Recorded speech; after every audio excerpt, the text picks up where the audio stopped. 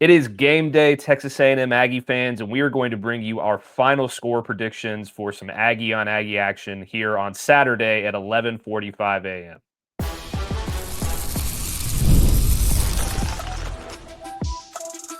You are Locked On Aggies, your daily podcast on the Texas A&M Aggies, part of the Locked On Podcast Network.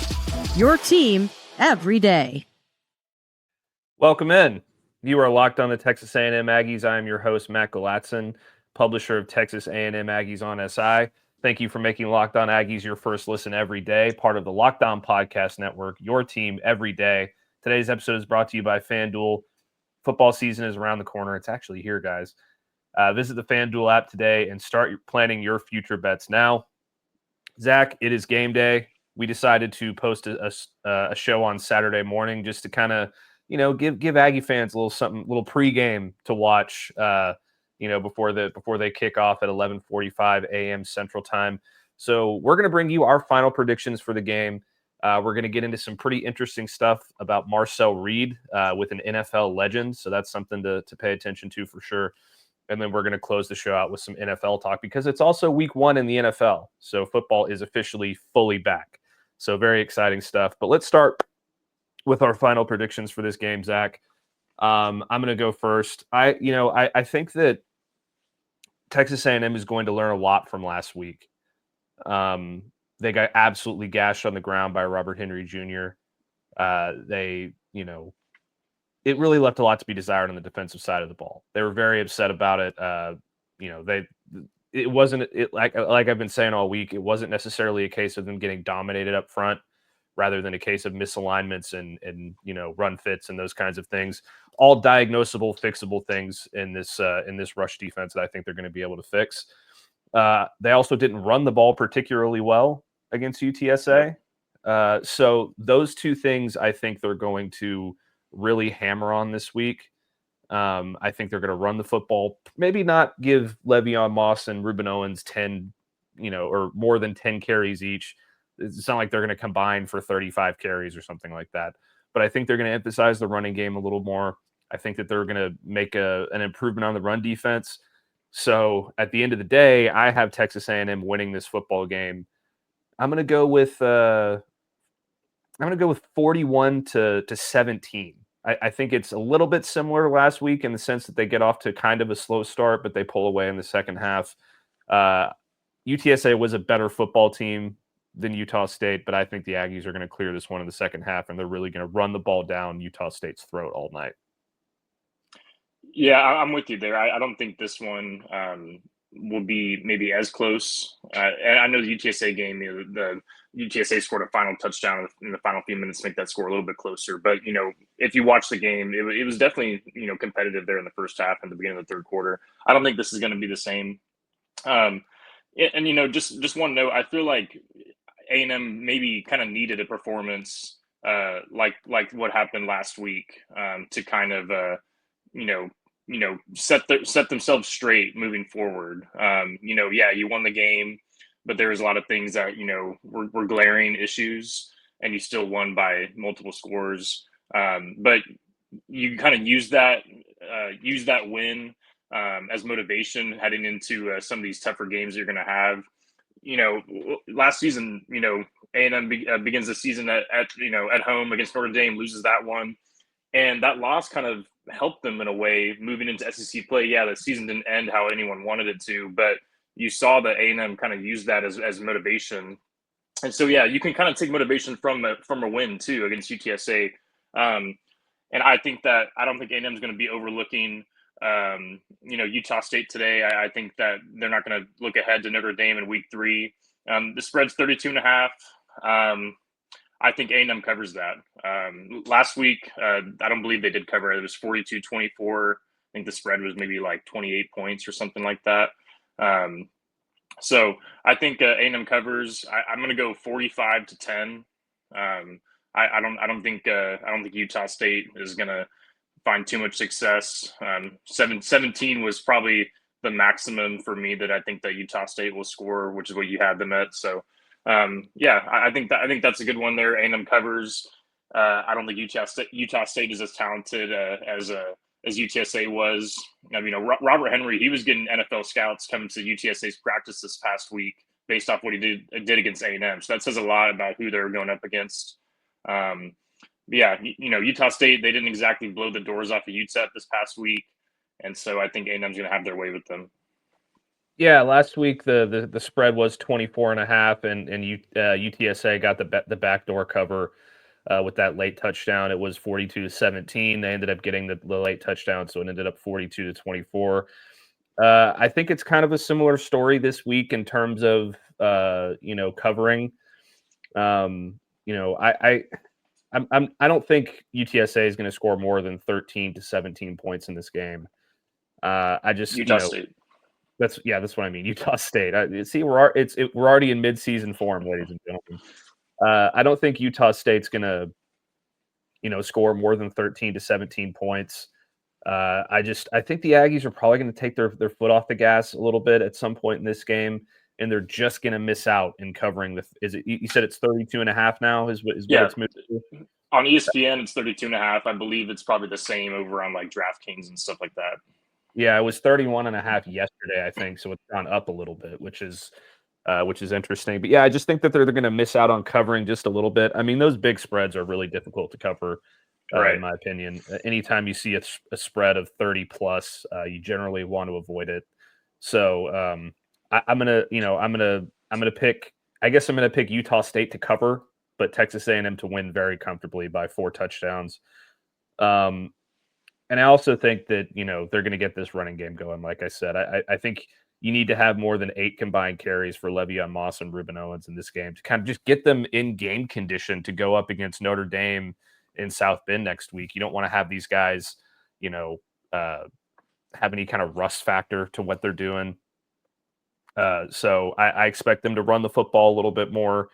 And I expect, Mario Craver and Casey Concepcion's production to come down just a little bit, particularly Mario Craver, who just went absolutely banana balls in week 1 with 8 catches for 121 yards and 2 touchdowns. So, I think it's going to be a comfortable Aggie win. Zach thinks it's going to be a comfortable Aggie win. We'll see what happens because, as I told you guys earlier this week, I was 0-5 on my picks over the weekend. So we did not fare very well in this game. Or in this week, but we're going to do better this week. All right, Zach, let's change gears a little bit. When we come back, we're going to talk about some interesting stuff that Tom Brady, NFL legend Tom Brady, the GOAT Tom Brady, said about Texas A&M quarterback Marcel Reed. So stick with us after this break, and we'll be right back. Today's episode is brought to you by DoorDash. It's almost the weekend. Time to look back and crown this week's MVP. Who delivered? Powered by DoorDash. Just like you can win every Saturday with DoorDash streaks, saving more money every time you order. These players delivered when it mattered the most. Let's break it down. I mean, I'm sure everybody remembers last week. I've talked about it all this week. Mario Craver and Casey Concepcion really both came up huge for Texas A&M over the weekend. The pressure was on. They came through. No hesitation, no delay. And if you've been watching week after week, this performance wasn't a fluke. It's week. We're heading into week 2, but you could tell throughout camp that these guys were going to ball out. So it's no surprise there. Both of those guys are going to be on a streak of high performances, I think, this year. And just like Craver and Concepcion delivered for Texas A&M, DoorDash delivers for you on Saturdays. With DoorDash streaks, you save your money on every order, stack it up all season, and you could save $250, including $100 in DoorDash credits. Order this Saturday, keep the streak alive, fuel your game day only with DoorDash. Terms apply, promo period through 11/18. Today's episode is also brought to you by Mazda. This is Mazda's Moving the Game Forward, brought to you by those who believe it's not just about playing the game, it's about redefining it. Because these moments do more than win, they push what's possible. They remind us to go after that every extra yard, shift into that extra gear, and keep moving the game forward. I'm sure you guys remember in week 1 that Texas A&M got off to a slow start. Casey Concepcion got that big punt return to open up the scoring for Texas A&M. Really, broke the game wide open, and they never looked back. That's what keeps fans and players alike moving forward, always chasing the next great moment. When you follow what moves you, the unexpected is only the beginning. And just like there's more to every highlight, there's more to a Mazda vehicle. Mazda, move and be moved. That was a very inspirational ad for Mazda right there. I'll tell you what, Zach. I want to go buy a Mazda. I don't know about you, but right after this episode. Yeah, right after this episode, I'm heading to a Mazda dealership, and then driving it to Cal Field. But yeah. So this past week, a certain someone had something nice to say about Marcel Reed. That certain someone is Tom Brady. Well, actually, Elko. I got that. I got that backwards. Mike Elko compared Marcel Reed to Tom Brady, not the other way around. So yeah, very very interesting stuff here, and I want to kind of break it down a little bit, Zach. But let's start off with what Elko said here. He said part of why we have the conversations that we do about Marcel is because you have Marcel's ability to be successful and move the offense.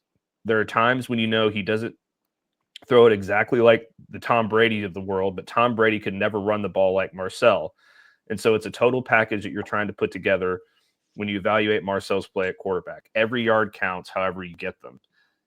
I mean, just, kind of mentioning Tom Brady in the same breath is Marcel Reed. I know he's not comparing them directly, but you kind of get what he's talking about here, right, Zach?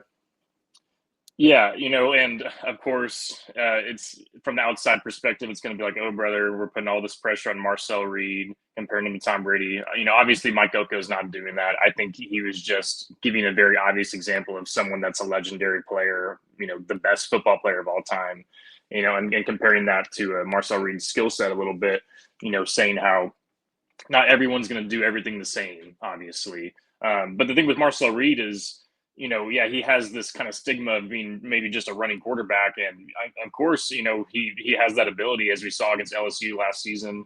But I think that there's some running quarterbacks that certainly struggle, when it comes to passing the ball in college currently. One example that came to mind was Alex Orji at UNLV, former Michigan guy. He was seen as maybe the future at quarterback for them. And he just is not efficient when it comes to putting the ball through the air. And I think it's very, very safe to say that Marcel Reed is, miles ahead of where Alex Orji is as a passer. That's just one example, of course. Marcel Reed had a few misses in the UTSA game. The most notable one was the deep ball to Concepcion that would have been a touchdown. I mean, I think it was maybe one of those cases where he was just a little bit too open. And so Marcel Reed kind of overthrew him slightly there. But, you're kind of glad that happened when it did, so that way they can look at film and learn from that. And, it's a good thing it didn't happen in a game like against Notre Dame or LSU or, Texas or in SEC play. But yeah, I like what Elko said there. I think that some people are going to take it the wrong way, thinking that he's comparing him to Tom Brady. That's obviously not the case. No one in college is going to, be the quarterback that Tom Brady was. Let's be real. So, but I think that's a good comparison there. It's he could have maybe said a few other quarterbacks, but it's clear the way, what he thinks of Marcel Reed when he's throwing Tom Brady into the mix like that. So yeah, I got no problem with that at all. Yeah, I think you're 100% right about that. I was very impressed with the way Marcel, with his accuracy. Obviously he wasn't Tom Brady out there, but he completed 22 of 34 passes. He had 238 yards, 4 touchdown passes, which is something that I think, more than any of us expected. So, props to him. He had a great game. He's still got a few things to work on, but I think that Mike Elko is making a great point here. You don't have to throw it like Tom Brady to be a proficient passer at the college level. You just got to make the right reads at the right time. You got to, put the ball in a catchable place for your receivers, and especially in a spot where, these guys really like to get out on the move and catch the ball in space, and that's where they're most successful. So if you're just putting the ball in the right spots at the right time, that's really all you need to do in this offense, and he's doing a great job at that. Elko did go on to say, I think the more confident he gets back there, the more quiet his feet are, the more success he has. If he drops back to pass and runs for 30, that's not a bad play because he didn't throw the ball to somebody. That's obviously a really good play for us. And that's something that I talked about a lot this offseason before the season got going, was that, his feet were far too jumpy last season. He was doing way too much with his feet, and it was throwing off his mechanics a little bit, throwing off his accuracy a little bit. And I noticed in the UTSA game that stuff really quieted down, as to put it in Mike Elko's words. He was just snap, set his feet, make the read, go, which I think is extremely important for his development. Right, and I think that some fans from other teams will look around the college football schedule and think, oh, why aren't teams scheduling a powerhouse opponent for week one? And A&M did that last year with Notre Dame, but I think that this season, UTSA, Utah State, they're not overlooking them necessarily, but it's giving Marcel Reed and the offense 2 games to kind of get their feet underneath them. No pun intended with what you were saying. But I think it kind of gives them a chance to kind of, okay, here's what we've been working on all off season. Now we're putting it into game action and seeing what can happen instead of having to throw them out there, week one. Like we saw with Arch Manning, against Ohio State, he's thrown into the fire right away to week one. He kind of struggles a little bit. Or Marcel Reed, he gets a chance to get his feet underneath him, get some momentum going, head into one of the biggest games of the season next week against Notre Dame. So, yeah, I liked what I saw from him as well, and I think it's only going to get better as the season goes on. Like I've always thought this. I'll always take a mobile quarterback over a guy that's just a pure pocket passer, especially when you can develop that passing ability, because you can't teach mobility, but you can, in my opinion, polish someone's passing ability, and I think Marcel Reed has definitely done that. Yeah, absolutely. I couldn't agree with you more. All right, let's take our second break real quick. We'll close out the show with some Aggies in the NFL talk, some guys to keep an eye on this weekend, so stick with us. Today's show is brought to you by Upside. Hey, Locked On Aggie fans, are you still paying full price for gas? Stop leaving money behind. Get real cash back every time you fill up with the free Upside app. Simply download the free Upside app in the App Store or Google Play right now and start earning cash at the pump today. Use my limited time promo code FOOTBALL and get an extra 25 cents back per gallon on your first fill up. You can make up to $300 a year just from buying the gas you already needed. At first, I thought it was too good to be true, but it's totally legit. Real people are getting paid just to make their daily commutes, and you can too.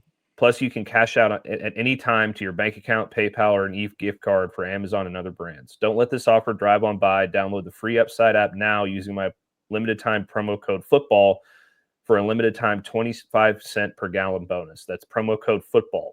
Offers may vary by user and location. Go to upside.com for terms and conditions. Today's episode is also brought to you by FanDuel. The NFL season is almost here, and FanDuel is making sure you're ready for kickoff with a can't-miss offer. Right now, new customers can bet just $5, and if your bet wins, you get $300 in bonus bets to use across the app. I love using FanDuel because it fits however you like to bet. Player props, building a same-game parlay, or even jumping into the live action as it unfolds. So are you ready to play? Download the FanDuel app now by visiting FanDuel.com to get started. That's FanDuel.com to place your first $5 bet. All right, Zach, we got a couple minutes left in the show here. I thought that we would have some fun with some, give Texas A&M fans something to look forward to on NFL Sunday. We know that they're going to be looking forward to Saturday in the matchup against Utah State, but there are a few Aggies that I wanted to touch on here the next 3 or 4 minutes that, we're definitely going to be keeping an eye on this weekend. I'm going to start off with the one that I'm looking forward to the most because he's on my fantasy football team, and that's Mike Evans. He's entering his 12th year in the NFL this season. He's looking to break a record for Jerry Rice's consecutive 1,000-yard seasons. Last year, he made a Pro Bowl. He had 74 catches for 1,004 yards and 11 touchdowns. He's not going to have Chris Godwin this year to kind of take away targets from him, at least for a while until Chris Godwin gets back. So I'm really looking forward to seeing what Mike Evans can do. The Bucks are in for a good matchup this weekend. I somehow misplaced the matchup. I'm going to pull that up real quick while you're talking, but they are they're going to have a fun matchup this weekend. Yeah, I what I'm looking forward to is, of course, we have the A&M staples in the NFL. Von Miller, Mike Evans, like you said, Devon Achane, Myles Garrett, of course, after getting that big contract this offseason. But I'm really interested to see, of course, some of the rookies, Jade Walker in particular, just because of his journey to this point, making the 53-man roster with Chicago. They got some competitive guys in that receiving room. Roma Dunze, Luther Burden the third.